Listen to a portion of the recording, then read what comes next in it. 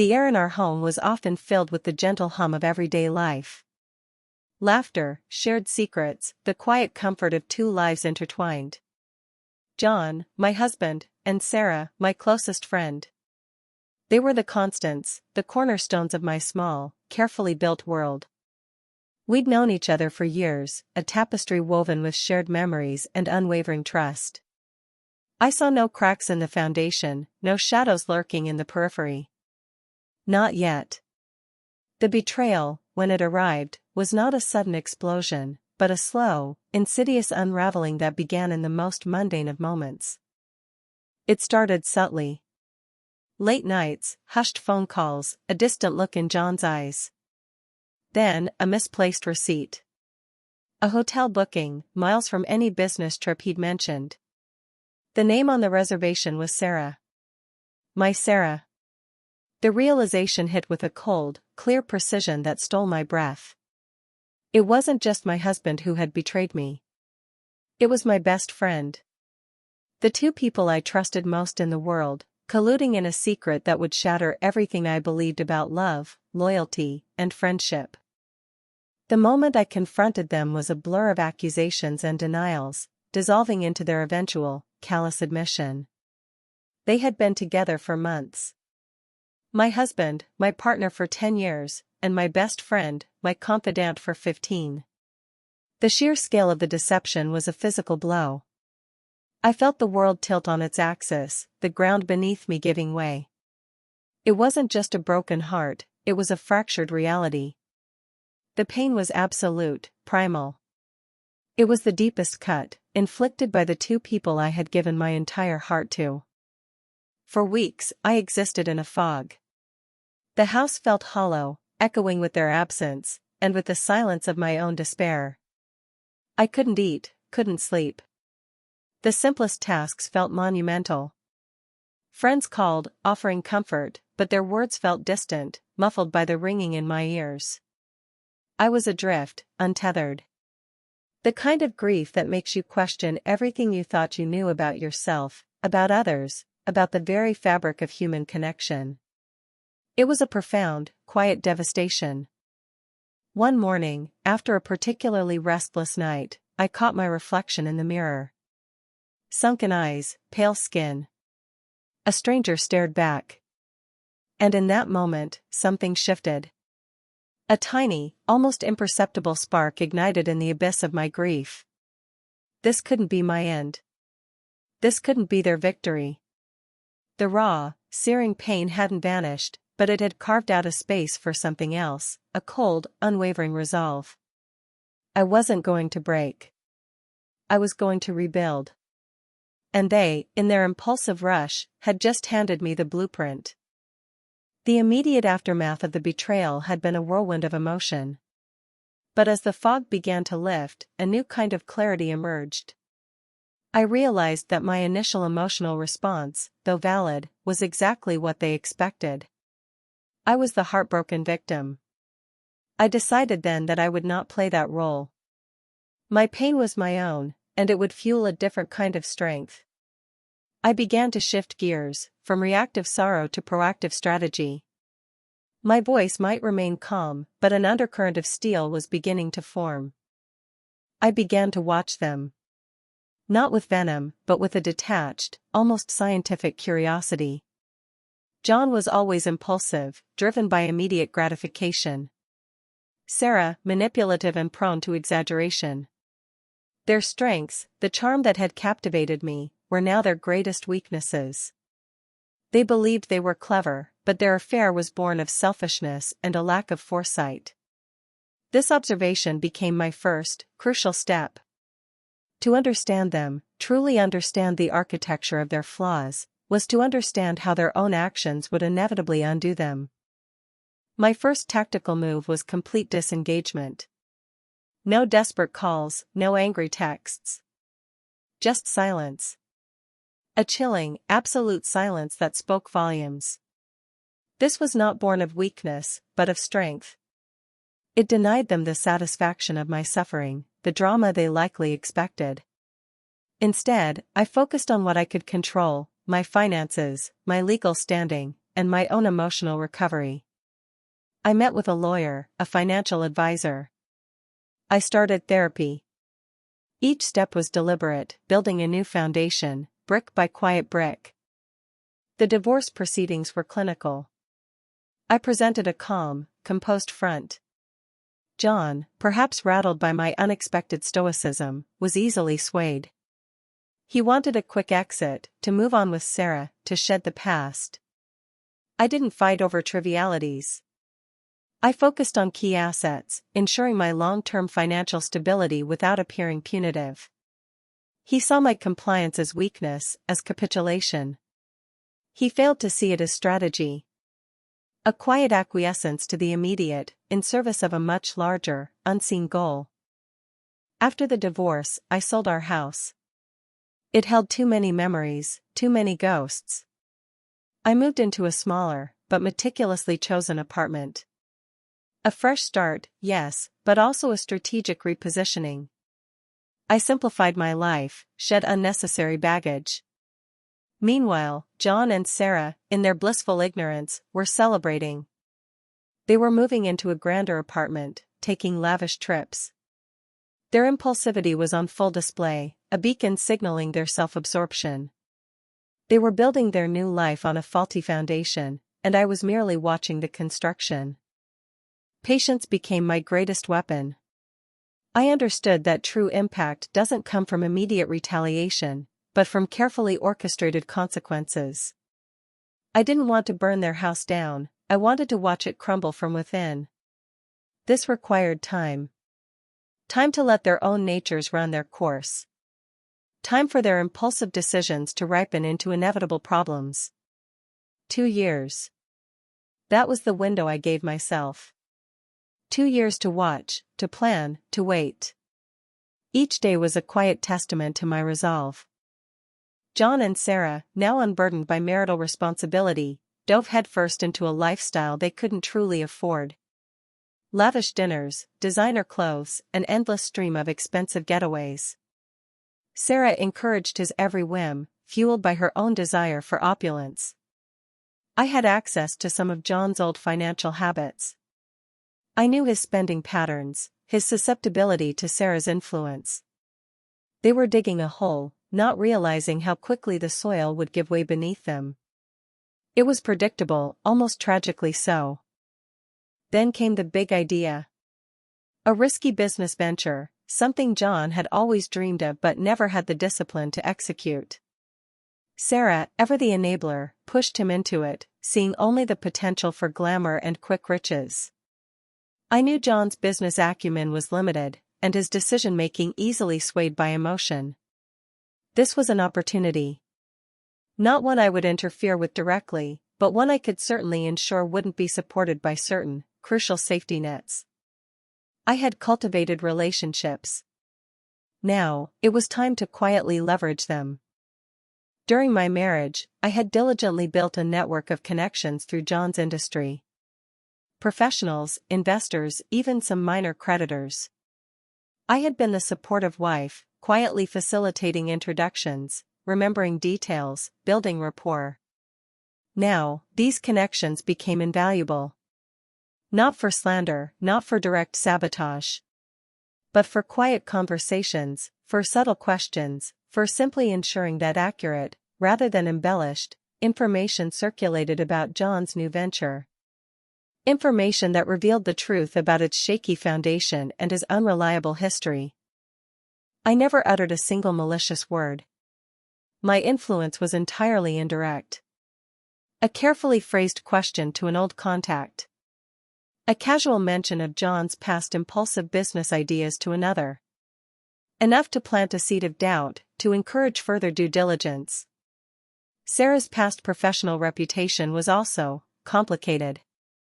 A few discreet inquiries, and suddenly, their combined lack of genuine business acumen became glaringly apparent to those who mattered. The market, unforgiving and logical, would do the rest. My hands remained clean, my voice calm. As the months passed, their lavish spending continued, even as their business venture faltered. They had poured all their capital, all their borrowed money, into a sinking ship. The signs were clear to anyone paying attention: unpaid bills, desperate attempts to secure more funding, increasing tension in their public appearances. They were trapped in a cycle of denial and excess, too proud, too arrogant to admit their folly. The house of cards they built was teetering. My role was simply to ensure no one bothered to prop it up. Their biggest enemy wasn't me, it was themselves. Their impulsivity, their selfishness, their short-sightedness. These traits, which had led them to betray me, were now devouring their own future. John took on more debt, convinced the next big deal was just around the corner. Sarah pushed him, eager to maintain their unsustainable lifestyle.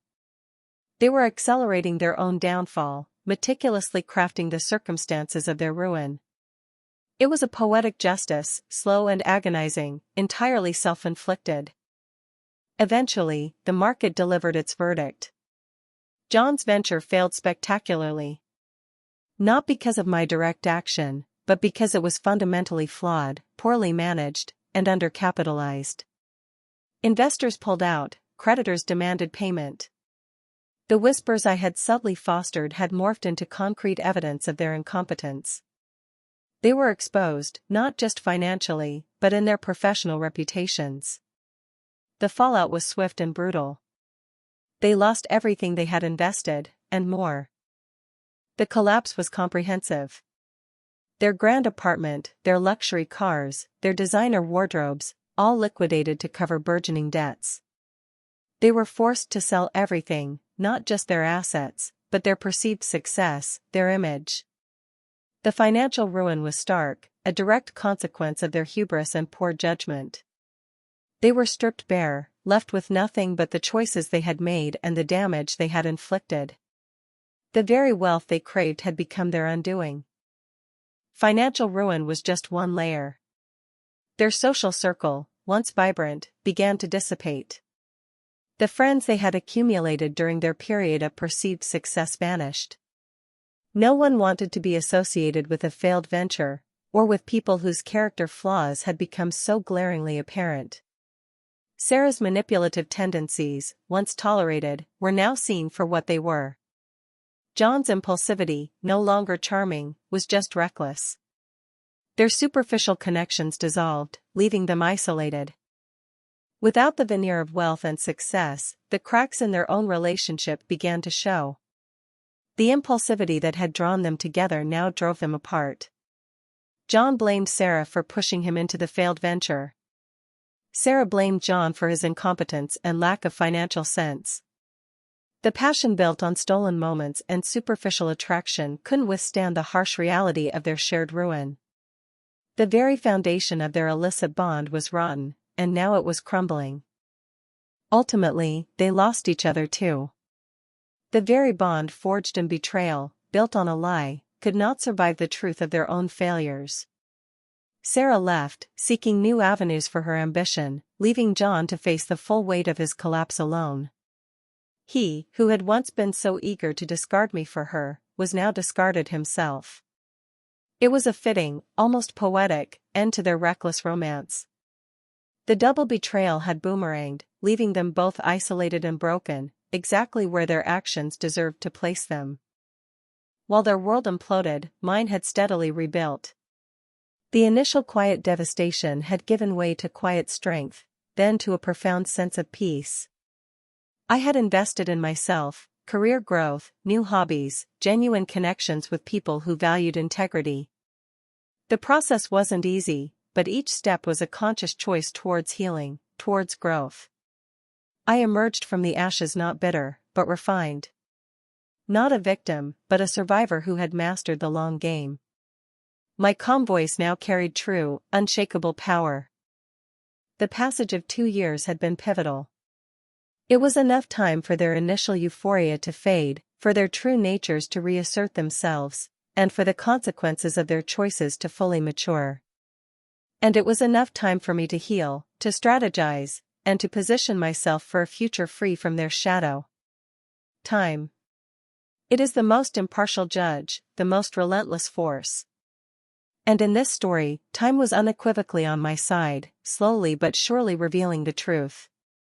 Today, I stand on solid ground. Financially secure, emotionally whole, and surrounded by genuine, loyal people. I have found joy again, a deeper, more authentic joy born from resilience and self-discovery. My life is not a reaction to their betrayal, but a testament to my own strength. The scars remain, a reminder of the past, but they no longer dictate my present or future. This is not about revenge, it's about justice, about the profound satisfaction of watching natural consequences unfold. What did I learn? That true power lies not in vengeance, but in patience. Not in emotional outbursts, but in controlled, strategic action. That impulsivity and selfishness are self-defeating, while integrity and foresight build lasting foundations. I learned the immense strength found in quiet endurance, in the refusal to be diminished by someone else's malice. This story isn't just about what they lost, it's about everything I gained. Freedom, peace, and an unshakable belief in myself. Their fate was not my doing, but their own. I merely provided the conditions under which their true natures would flourish, and ultimately, self-destruct. The deep satisfaction I feel comes not from their pain, but from the affirmation that patience and preparation truly do defeat impulsivity and selfishness. It's the quiet triumph of character over immediate gratification. They sought a shortcut to happiness, and found only ruin. I walked the long road, and found my true self, whole and unbroken. They gambled everything on a fleeting desire, blinded by immediate gratification. They believed they were smarter, more cunning. But true wisdom lies in understanding consequences, in building with integrity, not just seizing what feels good in the moment.